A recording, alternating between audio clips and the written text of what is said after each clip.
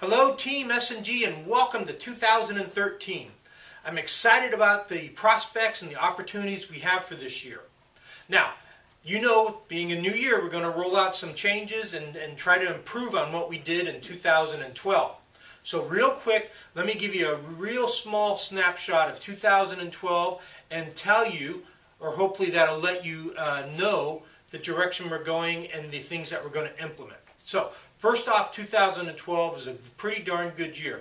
We're much improved over 2011 when it came to total sales. But one thing that didn't really change, and this is what's going to lead us into the changes in 2013, okay? If 100 customers come into any one of the 6 S&G locations, on average, we set up 50 estimates. So 1 out of every 2 people that come in gets an estimate. So, let's say 100 people have come in, we've set up 50 estimates. Now, we're going to sell out of those 50 estimates, 30 of them. That's sales during the month, and then after people straggling in, you know, a week, 2 weeks, whatever, a month later to place an order. So, out of 50 estimates we do, we sell 30. Now, if you were to say 100 people come in total, and we sell 30, boy, it's okay, but we can do a lot better than that. You know, we're selling 30, we still have 70 people that haven't purchased from us. And that's where we're going to focus and what's going to drive part of the changes for 2013.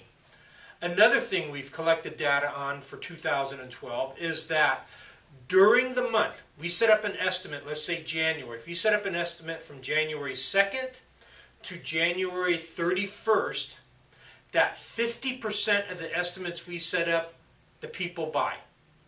When it comes to the following 2 weeks after, it's 1 out of 7 people buy that set up an estimate in January. And after that, it's virtually non-existent. So the moral to the story is, people, once they've set up an estimate, they want to buy quick. Okay? Now you're talking about people that have come in, and we did an estimate, say on January 25th, 26th, 27th, 28th. Those people, only 1 out of 7 are buying in the few weeks after. Okay, so where we're going with this is we're going to concentrate in a couple different areas this year. First thing we're going to do is review our steps of a sale. I brought in my trusty step ladder, as you can see, as a prop. And a ladder is a fabulous tool. And in fact, what it allows you to do is reach things that normally are out of your reach or out of your control, or things you're not quite tall enough to grab. So, when you use the steps of the ladder, it allows you to grab things that normally were out of reach for you. And that's true when it comes to sales. So we're calling them, we have basically 5 steps of a sale. I don't know if you can see that on camera. But each one of your store managers was here last week for their manager convention. And they're going to go through the steps of a sale with you. And they are the introduction, along with qualifying, the presentation, the close, and then the follow-up.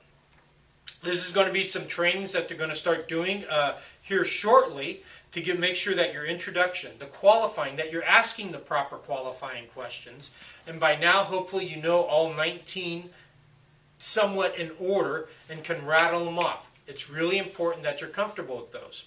Because once you've gathered all that information, then you're going to do your presentation. It's hard to make a presentation when you don't know what the customer is looking for. It goes back to the qualifying questions. Once you've made a great presentation, then it's time to ask for the order. And I'm sure you still all have those posters up in your break rooms that say, according to Bank of America, an average customer has to be asked for the order 8 times before they're willing to place it. So persistence has a lot to do with sales and being successful. And then after you've done the close and we've gotten the order, it's just as important to do the follow-up, to check in with the customer, make sure they were happy, thank them for the order, and then send them the thank you card along with 3 business cards, and that helps solicit future business for you and helps build your book of customers. So that's one thing all your store managers are going to be reviewing with you, the 5 steps of a sale. Now, when it comes to a ladder, why wouldn't you use it? Are you afraid? Are you afraid you're going to fall off? You know, I mean, at one time this was a brand new invention, and probably the first couple people were afraid to use it. Now, the steps of a sale work, and hopefully you're not too afraid to embrace them, to practice, to role play them, so that you can get good, and that it will allow you to reach new heights with your sales, just like a ladder will. If you take those steps and take these steps, you'll become more productive, and you'll make more money for S&G, as well as make more money for yourself. Okay? The other areas that we're going to change in 2013. First off, we're going to try to set up more estimates. Again, we only get 1 out of 2 estimates of customers that come in. Our sample loans are dramatically more, but a lot of people take home samples and we don't get in their home to measure. Now, as you know, the vast majority of everything we sell, we install. So if we can't do a measurement, if we can't get into the consumer's house, you virtually have no chance of selling them. That's why we're going to the whole concept of all the notes, all the paperwork, all the, not paperwork, but all the notes, all the follow-up, everything has to be put in Rollmaster. You're going to print your open quote daily, or at least every other day, and you're going to call on your sample checkouts as well as your current running estimates. I'm confident when we do an estimate that you guys are pretty darn good with doing the follow-up. But you got to admit, as a company, we've been pretty lax, pretty weak when it comes to following up on sample checkouts. So we're going to be more diligent. We're going to call on those sample checkouts. 2 things. 1, to set up an estimate out of it. And at the very least, we want to make sure we get our samples back.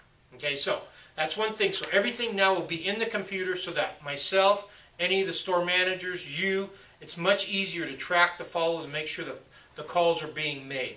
No more will it be acceptable to say, well, all my notes are right here and I just write them down. That is no more acceptable. This is a corporate mandate that you must follow. All your notes, all your follow-up have to be in Rollmaster. And I personally will be checking with the store managers to make sure that you're doing it. Okay?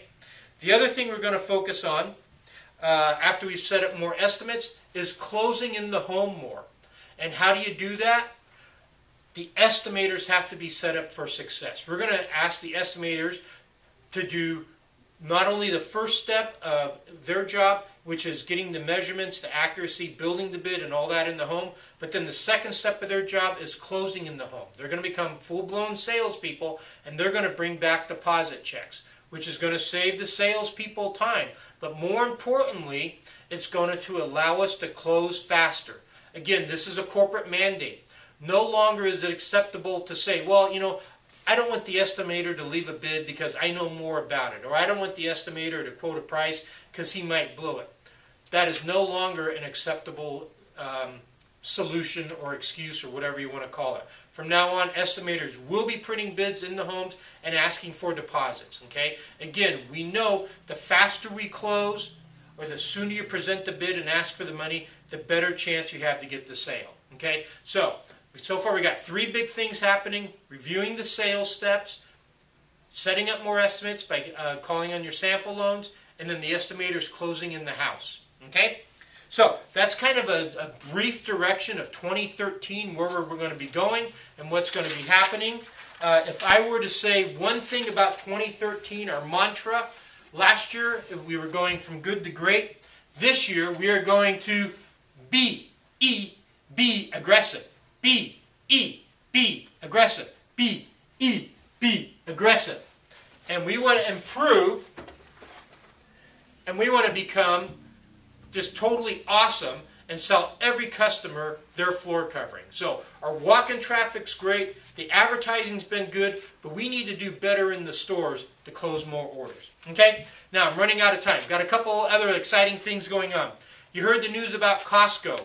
We're excited, don't have a whole lot of details other than it's going to be more shop at home. So the people that are working in the Costco division of S&G will be doing all their own measures, selling in the house, doing night appointments, weekends appointments, along with doing road shows where you're standing in a Costco and you're talking to customers there, trying to get leads and stuff. So that's kind of what we know, and we'll be doing interviews over the next few weeks. Okay?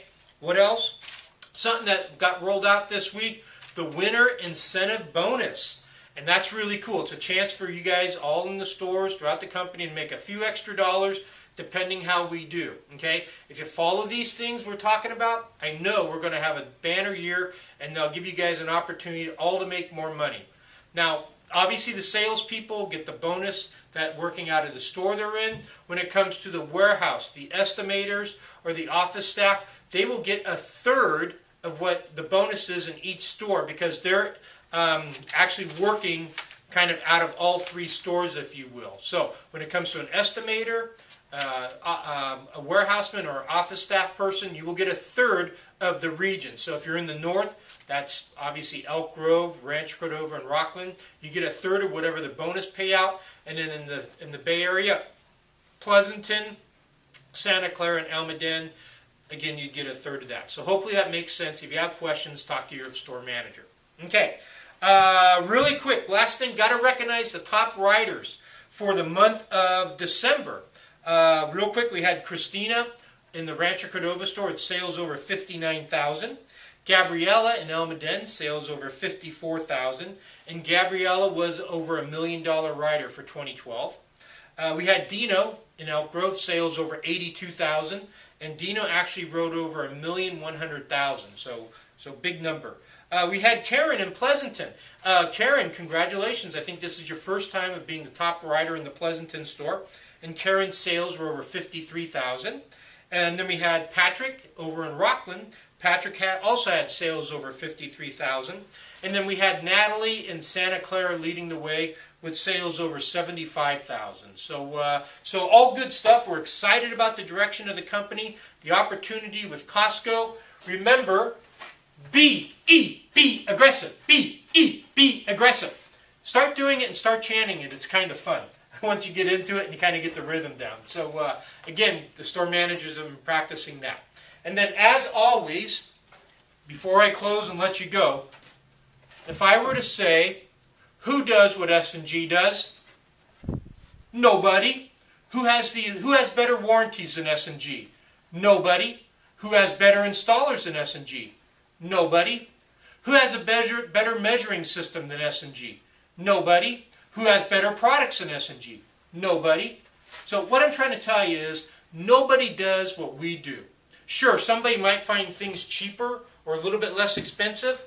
That doesn't mean it's better. That just means it's cheaper. And as you know, it's hard to get quality with the absolute cheapest price. Okay, so S&G, we're all about the total experience, the overall value. So remember, nobody does what we do, and the be aggressive. Guys, thanks for watching. We'll see you in a couple weeks. Bye-bye.